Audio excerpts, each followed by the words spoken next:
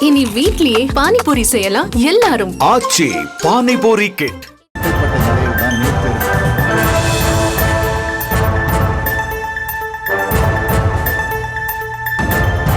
தற்போதைய அண்மை செய்தி. உச்சநீதிமன்றத்திற்கு முதலமைச்சர் மு.க. ஸ்டாலின் நன்றி தெரிவித்திருக்கிறார்.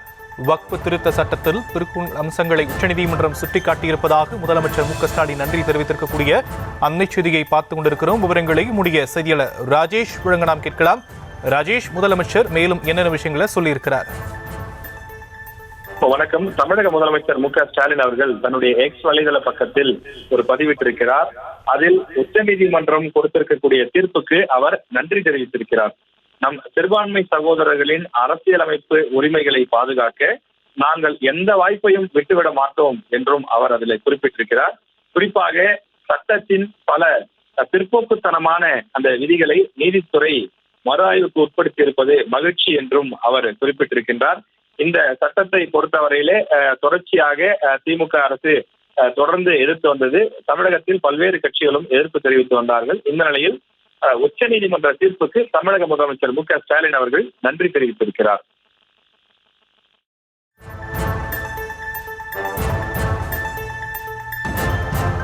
விவரங்களுக்கு நன்றி ராஜேஷ். இனி வீட்லயே பானிபூரி செய்யலாம் எல்லாரும். ஆச்சி பானிபூரி கிட்.